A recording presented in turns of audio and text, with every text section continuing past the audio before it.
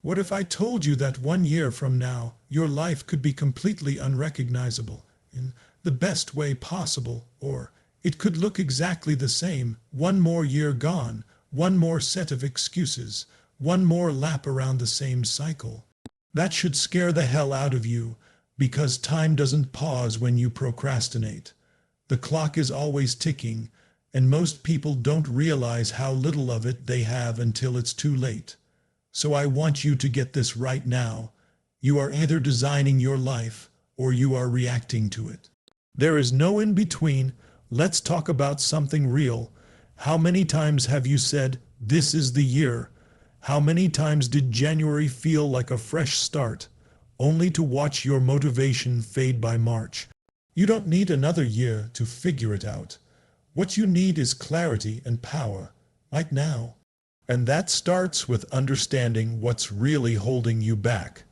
Time is the most deceptive thing in your life because it's always slipping through your fingers, quietly, invisibly, and yet you act like you've got an endless supply. You don't. Most people massively overestimate what they can do in a week and wildly underestimate what they can do in a year. But the problem is they never even start the year with intention. They drift. They react. They scroll. They cope. And suddenly, December hits, and they wonder where the time went. What keeps you stuck is not a lack of talent. It's not that you're not smart enough, strong enough, or connected enough. What's keeping you stuck is that deep down you've convinced yourself you've got time. You say next week, next month, after this job, once I feel ready, but here's the truth, you'll never feel ready. You have to decide right now, because that someday you're waiting for, that someday is today, or it's never. You don't need another new year to give yourself permission to act. You need standards. You need urgency. You need to treat the next 12 months like they are the last opportunity to rewrite your story. What would change if I told you you only had 1 year left to become the person you were meant to be? Would you keep wasting hours on meaningless distractions? Would you keep playing small to protect someone else's comfort? Or would you rise?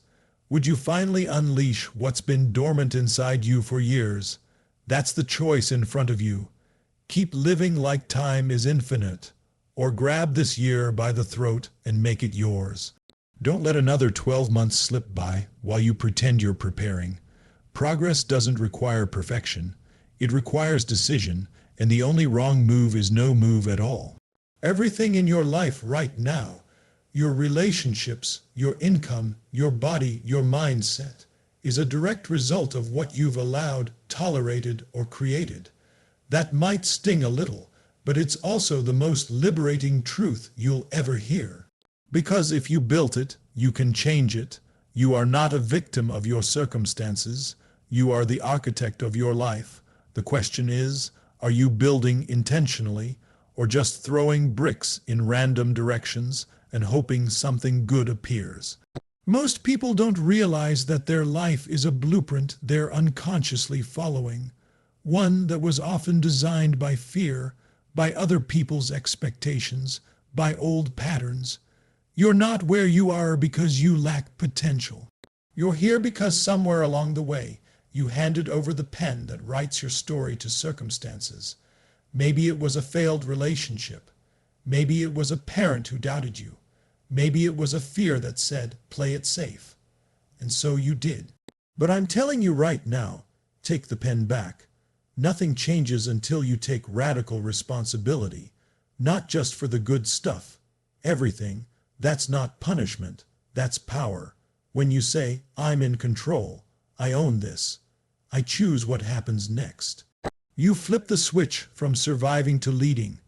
Most people walk around with a hammer in their hand, smashing their dreams, because they think someone else is supposed to build it for them. No one's coming. You're it. So what does that mean practically? It means every day you wake up and ask, am I creating the life I want, or maintaining the one I don't? It means you get laser clear on what you want, and you start showing up like the person who already has it. You want a powerful life, make powerful choices. You want freedom, make bold decisions. Don't wait for permission. Don't wait for perfection. Wait kills momentum. You have the power to redesign everything. But power unused is power lost. So step up, build on purpose. Don't let another year go by with your blueprint being shaped by doubt.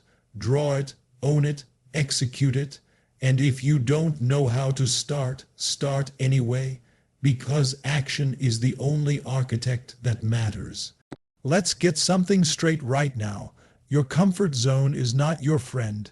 It's your prison.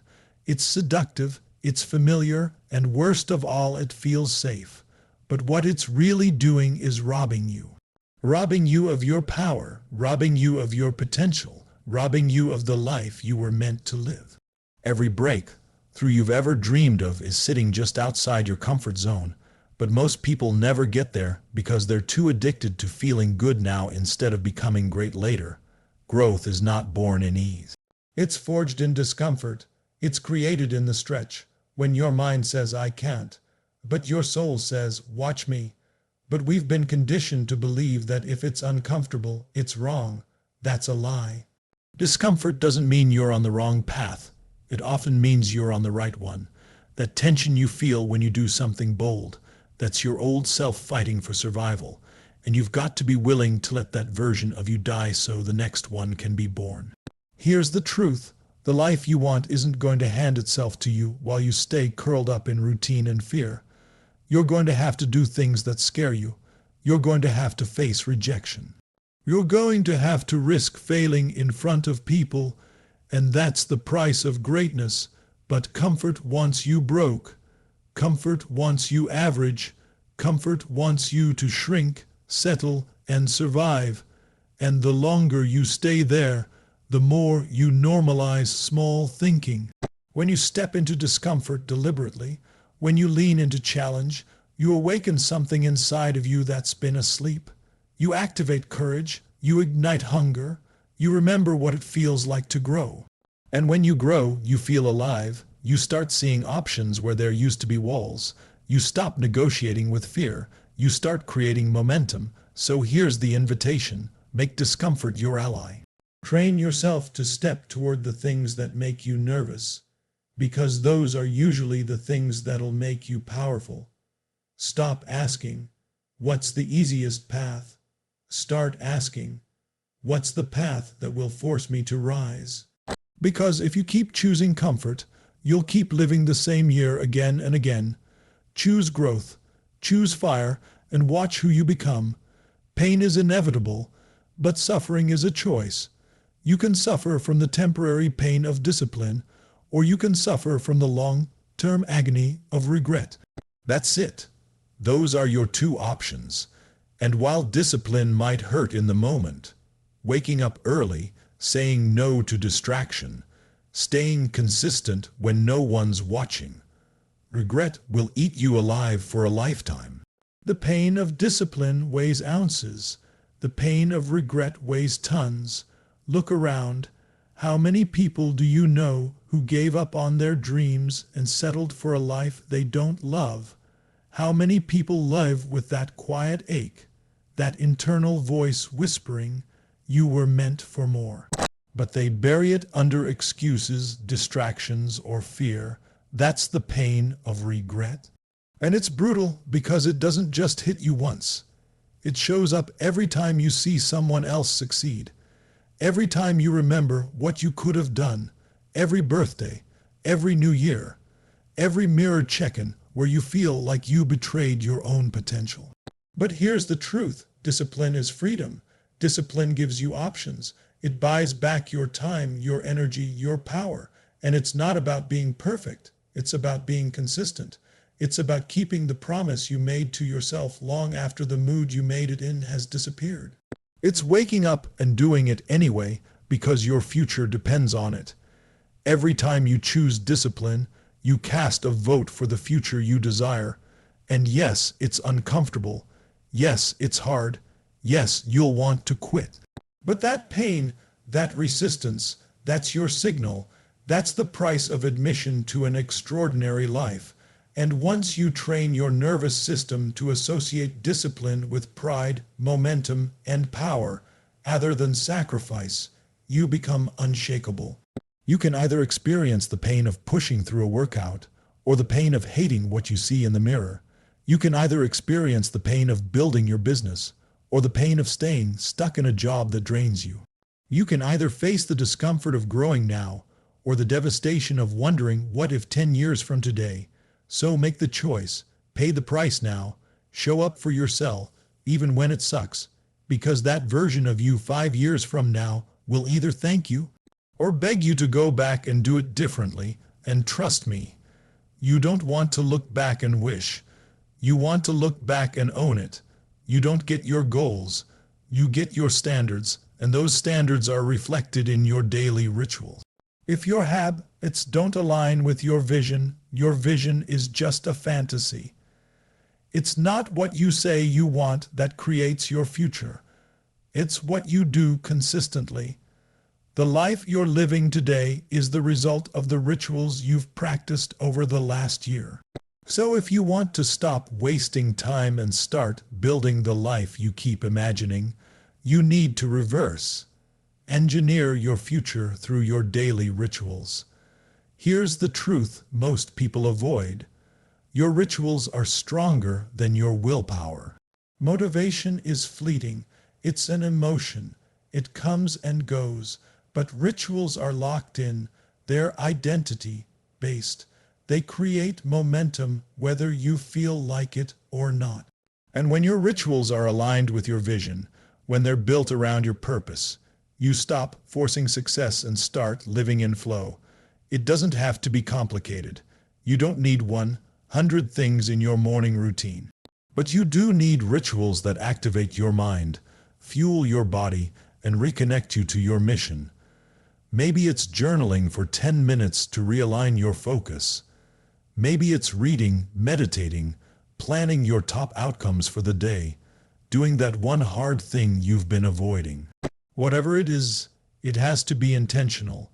If your vision is to be strong, wealthy, and impactful, but your rituals are Netflix binges, late night scrolling, skipping workouts, and avoiding hard conversations, you're in conflict with your own future.